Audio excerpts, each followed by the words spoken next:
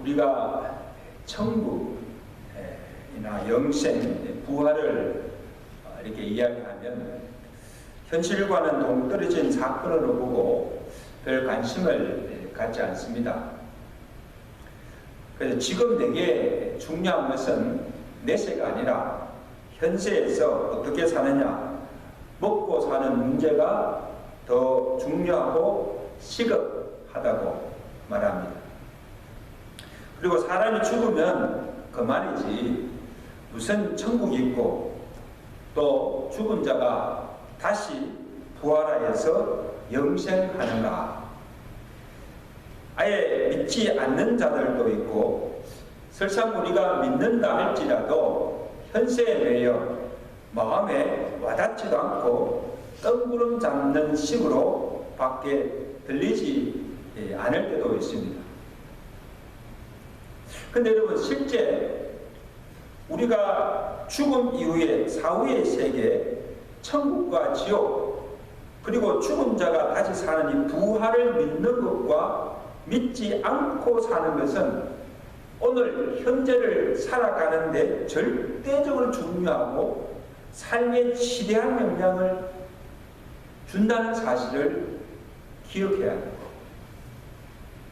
왜냐하면 이 내세와 이 부활신앙이 오늘을 사는 우리의 삶의 자세와 왜 사느냐, 그 삶의 목적을 결정짓게 할 뿐 아니라 또한 우리가 인생을 살아가면서 겪는 고난과 환난과 죽음의 고통과 슬픔을 이기게 하고 극복하게 하는 능력이 되고 소망이 된다는 사실입니다. 우리가 예수를 믿는 근본적인 이유도 왜 예수를 믿습니까? 이 세상에서 우리가 구원함을 받아 천국에 가서 영생의 복을 누리기 위해서입니다. 그래서 여러분, 죽음은 그만이다 그렇게 믿고 사는 사람과 아니야, 죽으면 내세가 있고 그 다음에 하나님의 심판이 있다고 믿고 사는 사람과 삶을 사는 자세가 다르고 또한 고난이나 죽음을 대하는 자세도 다르다는 사실. 요즘 이 질병이나 이 코로나로 인해서 주위에 정말 가까운 사람들이 죽는 것을 보면서 평소 때보다 죽음을 많이 생각하게 돼요. 그리고 슬픔 당한 자들을 무슨 말로 위로할까? 무엇으로 위로할까? 여러분, 만약에 천국도 없고 죽은 자가 다시 사는 이 부활도 없다면 믿는 자나 믿지 않는 자의 죽음이 다를 바가 없습니다. 똑같습니다. 그래서 그 죽음이 참 허망해요. 우리의 믿음도 헛되고 또 천국과 부활을 전가하는 이 목사의 말도 거짓된 겁니다. 고린도서 15장 13절에 바울이 그러잖아요. 만일 죽은 자의 부활이 없으면 우리가 전파하는 것도 헛것이요 또 너희 믿음도 헛것이며 또 우리가 하나님의 거짓 정언으로 발견되나니. 최고의 거짓말이죠. 천국이 없는 데 있다. 부활이 없는데 부활한다. 영원히 산다. 이게 만약에 거짓이라면 이것을 증거하는 목사도 성경도 예수 그리스도가 죽은 자 가운데서 다시 살아나셨고 우리 또한 그리스도와 함께 다시 살 것을 전가했기 때문에 이게 복음이잖아요. 천국과 부활이 없다면 우리가 예수 믿을 이유도 없고 죽음의 두려움과 그 극한 슬픔을 위로할 수도 없습니다. 만약에 천국과 부활이 없다면 예수 믿고 죽은 자들이 가장 불쌍한 자예요. 이 사랑하던 사람들이 이 하나 둘씩 떠나는 것을 보면서 참 마음이 심히 아프고 슬프지만 그러나 믿는 우리에게는 천국과 부활과 영생의 소망이 있기에 그 소망으로 슬픔을 이길 수 있고 슬픈 자들을 위로할 수가 있다는 것이 얼마나 큰 다행이고 이게 축복입니까?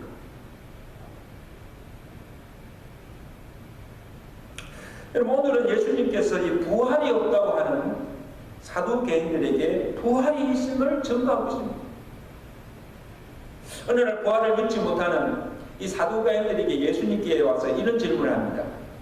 예수 선생이여, 모세가 쓴 법에 의하면 사람의 형이 자식이 없어 아내를 두고 죽으면 그 동생이 아내를 취하여서 형을 위하여 후사를 세워야 한다고 기록되어 있습니다.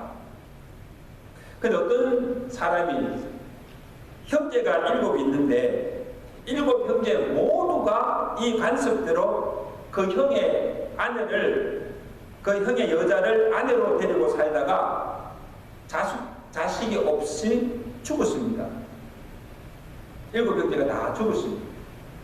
그리고 나중에 이 여자도 죽었습니다.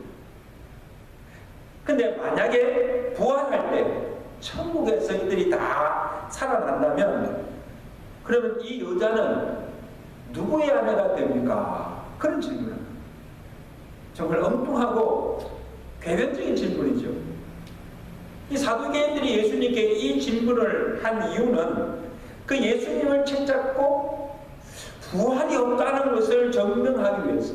어떻게 죽은 자가 다시 사는가? 이것을 증명하기 위해서 의도적으로 묻는 질문이에요. 이에 예수님께서 그들에게 부활의 도를 증거하고 부활 후 천국에서의 삶이 어떠한가를 예수님께 친히 증거해 주셨어요. 굉장히 중요한 말씀이에요. 자, 먼저 사두개인들이 부활을 믿지 못하는 이유가 무엇인가? 왜 부활이 없다고 하는가? 예수님께 그들이 하신 이유가, 첫째 이유가 성경에 대한 무지와 불신 때문이에요. 24절 보세요. 자, 24절에 예수님께 사두개인들에게 뭐라 합니까? 너희가 사두개인들이죠. 부활이 없다고 하는 이 사두개인들, 너희가 성경도 하나님의 능력도 알지 못함으로 오해함이 아니냐. 여러분, 사두개인들은 성경을 잘 알고 있었어요. 그러나 그들은 성경 전체를 믿지 않고 구약 중에서도 모세 5경만 하나님의 말씀으로 인정하고 있고, 그리고 지금 예수님께 와서 부활이 없다는 그 주장의 근거도 모세 율법을 인용하고 있지만 그 율법조차도 제대로 알지 못하고 있음을 예수님께서 지적하십니다.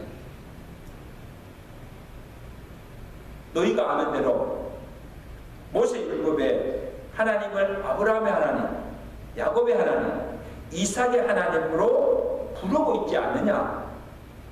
아브라함, 야곱, 이삭은 이미 이들은 과거에 죽은 자들이다. 그러면 하나님이 죽은 자의 하나님이지 어떻게 산 자의 하나님이라고 부를 수가 있느냐? 그들이 죽었음에도 불구하고 하나님을 산 자의 하나님으로 부를 수 있는 것은 부활을 전제로 하여서 그들은 지금 살아있으며 하나님도 죽은 자의 하나님이 아니라 산 자의 하나님이라고 부를 수 있다는 것입니다. 너희가 율법을 알고도 그 율법이 무엇을 뜻하는지도 모르고 너희가 산 자의 하나님을 알지 못하기 때문이라는 것입니다. 그럼 부활이 없다.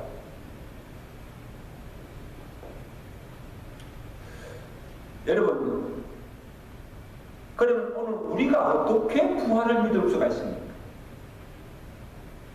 예수님이 죽었다가 다시 살아나신 것을, 예수님이 부활하신 것을 우리가 직접 눈으로 보지도 못하였고 귀로도 듣지 못하였고 동화처럼 예수님께서 부활하신 몸을 우리의 손으로 만져보지도 못하는데 어떻게 우리가 예수님이 부활하신 것을 믿을 수가 있습니까? 그리고 우리가 실제로 죽은 자가 다시 사는 것을 한 번도 본 적이 없습니다. 여러분 봤어요? 한 번도 본 적이 없어요. 그리고 부활, 이 부활의 사건도 현세가 아니고 우리가 죽은 후에 장차 내세에서 일어날 일들이에요. 이건 미래에 있을 일이에요.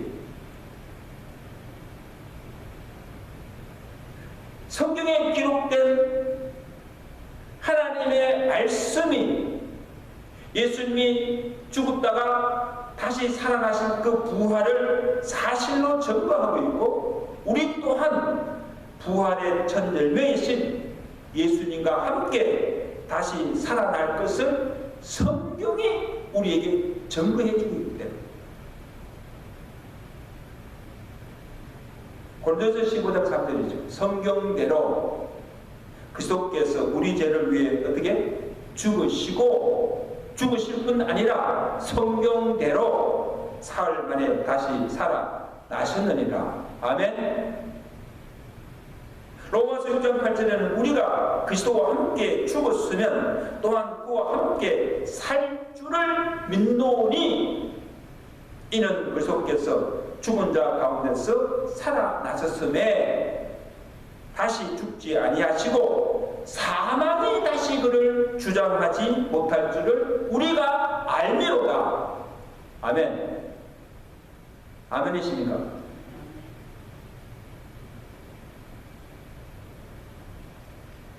그러므로 고린도서 15장 20절에 사도 바울이 이제 증언합니다. 이제 그리스도께서 죽은 자 가운데서 다시 살아나사 잠자는 자들의 첫 열매가 되셨느니라. 첫 열매가 됐다는 겁니까? 예수님이 부활한 것처럼 이후에 예수 믿는 자들도 예수님과 똑같이 부활하실 것을 증언하십니다.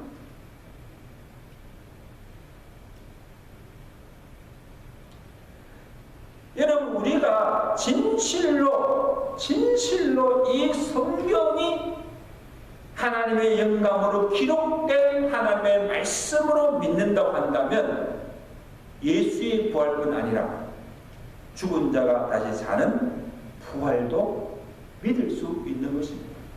믿으시면 아멘. 성경을 믿습니다.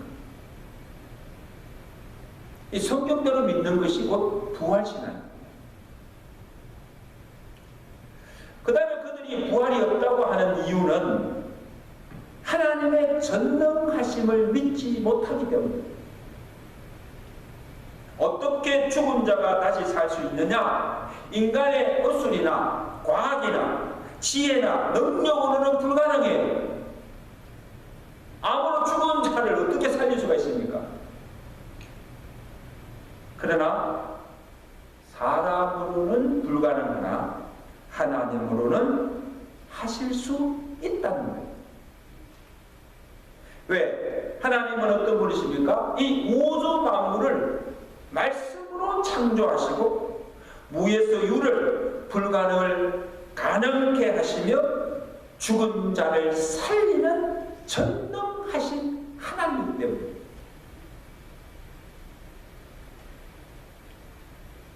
하나님께서 무자한 아브라함에게 약속을 주시죠. 나는 전능하신 하나님이라. 나는 누구라? 전능하신 하나님이라. 내 앞에서 행하여 완전하라. 내가 복을 주어 사례로 아들을 낳게 하여 열국의 어미가 되게 하리라. 그럼 이때는요, 아브라함이 거의 100세가 되었어요. 아브라함도 사례도 늙어 경수가 끊어져서 아이를 잉태할 수 없는 때에, 불가능한 때에, 그 사례가 장막 뒤에서 하는 사대가 하는 소리를 듣고 웃었다 했습니다. 하고 웃었다는 거예요. 내가 늙었고 내 주인 아브라함도 이렇게 지금 늙었는데 어떻게 내가 아들을 낳을 수 있는가? No, it's impossible.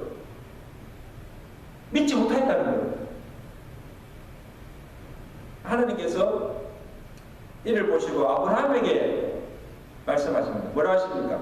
아브라함아, 이 사라가 왜 웃느냐? 이 말은 사라가 왜 나의 전능하심 믿지 못하느냐 그 말이에요. 왜 믿지 못하고 저렇게 비웃느냐는 거죠. 여호와께 넘치 못할 일이 있겠느냐?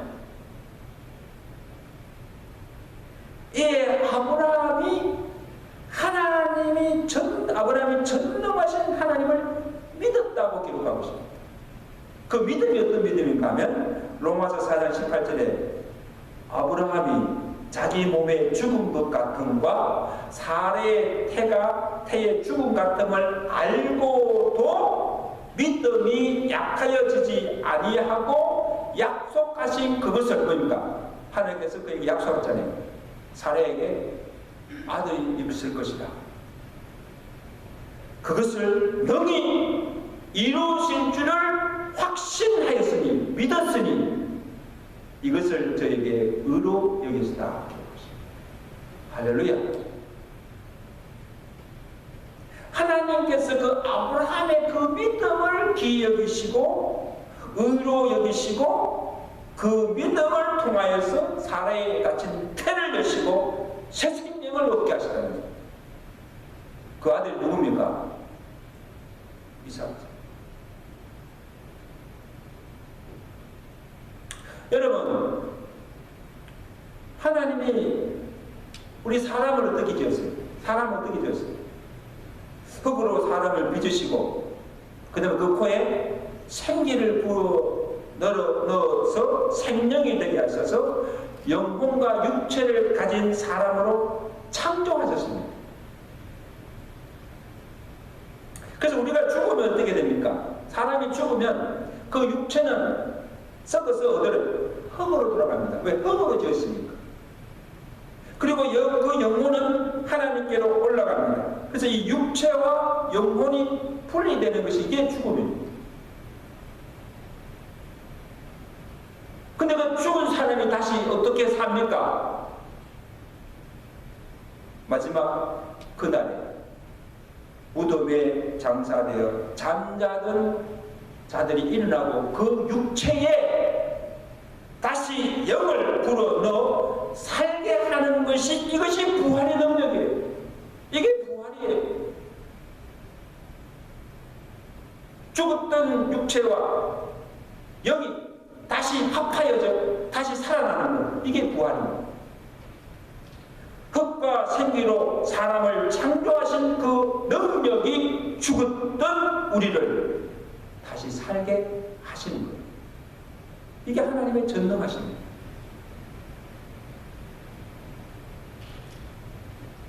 여러분, 예수님께서 십자가에 달려 죽으시고 무덤에 장사되었습니다. 근데 누가 그 예수를 살리셨습니까? 누가?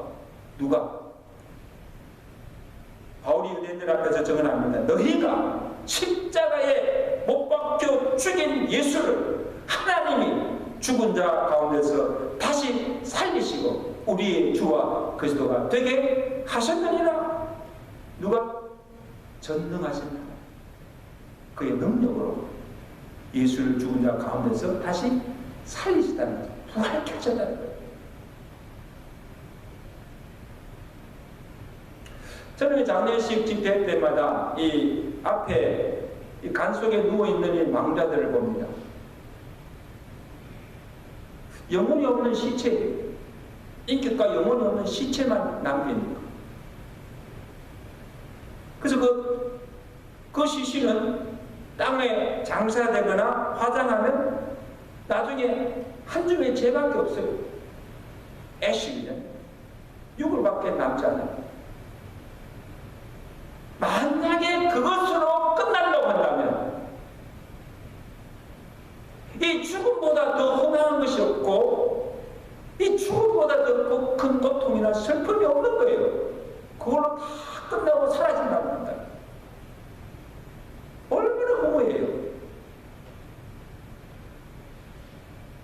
그러나 마지막 날에 주님이 오시는 그날에 사람을 창조하신 그 하나님의 능력이 죽은 자를 다시 살리시고 전혀 다른 부활의 생명체로 영광 가운데 살게 하신다는 것입니다. 이것이 우리가 가지고 있는 소망입니다.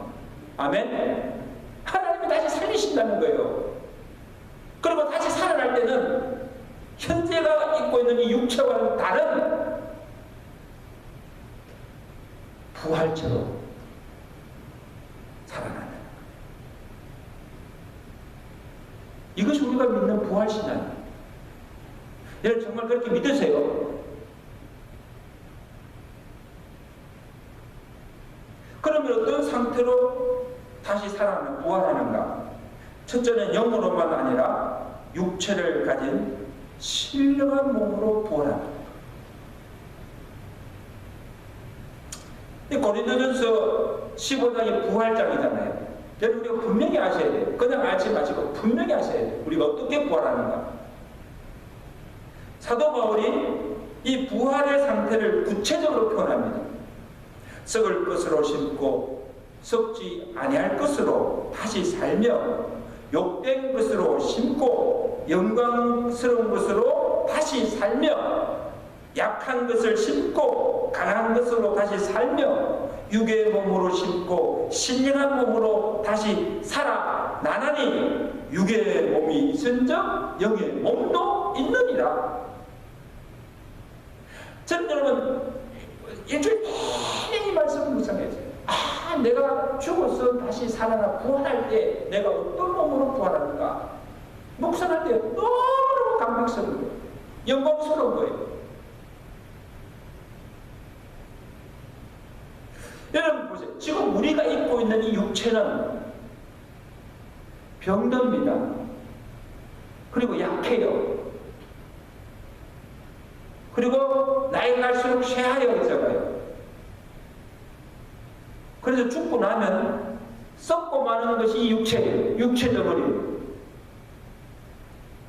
그런데 이 육체가 죽고 다시 살아날 때는 다시는 썩지 아니하고 욕되지 아니한 영광스러운 것으로 다시 병들지 아니하고 약하지 않은 강한 몸으로, 그래서 다시는 죽지 않는 신령한 몸으로 다시 살아난다는 것. 이게 부활의 영광입니다. 할렐루야. 저는요 죽은 자를 볼 때는 너무 슬프지만요, 이 죽은 자가 다시 살아났을 때 그 입는 그 부활의 생명체를 생각하면요 정말 영광스러운 거예요. 그러므로 여러분 우리가 죽음만 생각할 것이 아니고 죽음 이후에 장차 우리가 입게 될 이 부활의 생명체를 생각하면 죽음이 두렵지 않고 슬픔이 아니라 도리어 부활의 영광을 찬양하고 기뻐하리라 하는 것입니다.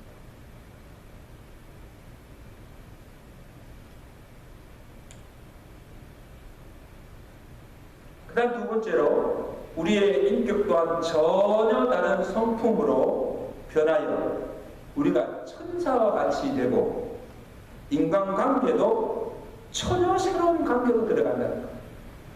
이게 부활 후 천국에서의 우리의 삶입니다. 25절을 보세요. 주님께서 부활 후 천상에서의 삶을 묘사하기를 사람이 죽은 자 가운데서 다시 살아날 때는 어떻게? 장가도 아니가고 시집도 아니가고 하늘에 있는 누구와? 천사와 같습니다. 만일 부활한 아내는 누구의 아내가 됩니까? 그렇게 질문하는 사도계의 답변이에요. 예수님께 하는 답변이에요. 이 말은 천국에서의 삶은 이 땅에서처럼 시집가고 장가도 가지 아니하고 먹고 살기 위해 땀 흘리고 수고하고 돈 벌고 장사하는 그런 육체적이고 세속적인 일은 천국에서는 하지 않는다는 거예요. 그리고 천국에서 영광스러운 부활의 몸으로 만나는 우리의 인간관계도 서로를 알아보고 인식은 하지만 부부나 부모 자식이나 친족의 관계로 만나는 것이 아니고 천상에서는 우리 모두가 한 아버지를 섬기는 하나님의 자녀로서 또 하늘의 기업을 상속받은 하나님의 상속자의 관계로 만나서 그 하나님 아버지 보좌 곁에서 그 하나님을 영원토록 섬기며 절구하며 찬양하며 살게 된다는 거죠. 할렐루야. 이게 우리 천상에서의 삶입니다. 또한 우리가 이 땅에 살면서는 상처를 주기도 하고 미워하기도 하고 싸우기도 하고 죄를 짓기도 하며 욕되게 살았지만 천국에서는 이런 인간의 약함이나 모든 불행들이 없어지고 미움이나 다툼이 없이 화평하며 사랑하며 죄도 없고 기쁨과 의와 희락이 충만한 곳이 어디입니까? 천국이다. 그러니까 천국이 좋은 거예요. 요한계시록 21장에 천상에서의 삶이 어떠함을 우리에게 보여주고 있습니다. 요한계시록 21장 2절에 보세요. 내가 봄에 거룩한 성 예루살렘이 하나님께로부터 하늘에서 내려오니 그 준비한 것이 신부가 남편을 위하여 단장한 것 같더라. 내가 보니 하나님의 장막이 사람들과 함께 있음에 하나님이 그들과 함께 계시리니 그들은 하나님의 백성이 되고 하나님은 친히 그들과 함께 계셔서 모든 눈물을 그 눈에서 닦아주시니 다시는 사망이 없고 애통하는 것이나 곡하는 것이나 아픈 것이 다시 있지 아니하리니 처음 것들이 다 지나갔습니다.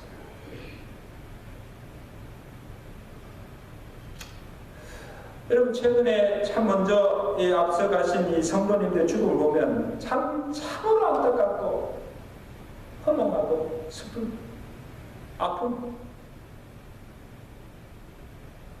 죽을 때까지 육신의 그 무서운 질병으로 투병하며 고통하다가 가셨습니다.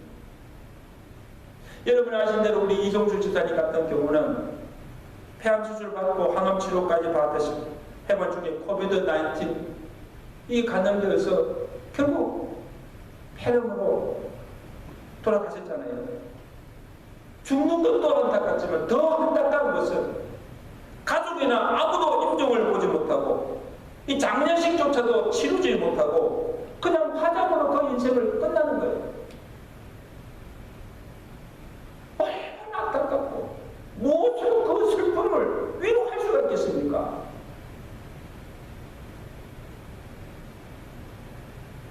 그러나 오늘 우리가 믿는 것은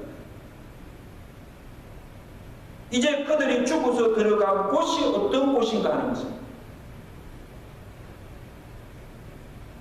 다 죽지만 죽어서 가는 세계가 어떤 곳인가 하는 것입니다. 새 하늘과 새 땅, 하나님이 믿는 자를 위해서 예비하신 영원한 본향, 다시는 눈물이나 애통함이나 아픈 것이나 죽음이 없는 생명과 영원한 안식과 의와 평강과 희락이 충만한 곳, 천국입니다.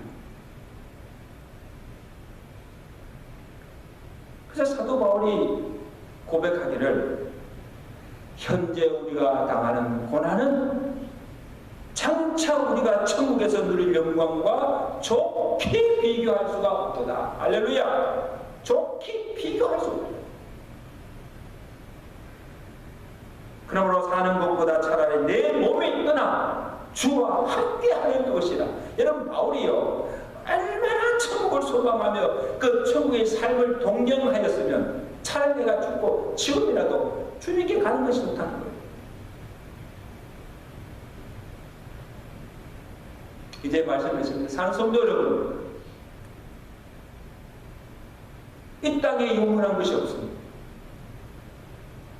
우리의 생명의 연수도 잠깐이에요. 뭐 100살을 산다 해도 잠깐 잠시 우리가 이 땅에서 누리는 세상의 그 영화도 잠시뿐이에요. 또한 아무리 고난이나 고통이 크다 할지라도 그 고난과 그 고통 또한 잠시입니다. 우리의 기쁨도 슬픔도 일시적이고 순간적이고 언젠가는 다 지나가고 마는 거예요.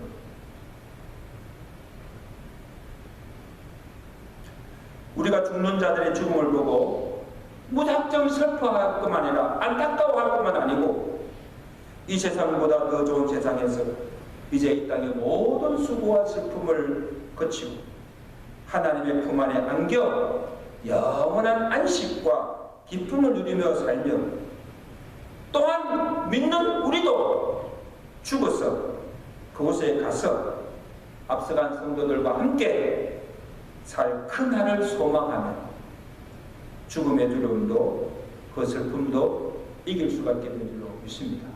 아멘. 오늘 예수님께서 우리에게 주신 천국과 부활과 부활 이후 천국의 삶의 없다함을 우리에게 말씀해 주십니다.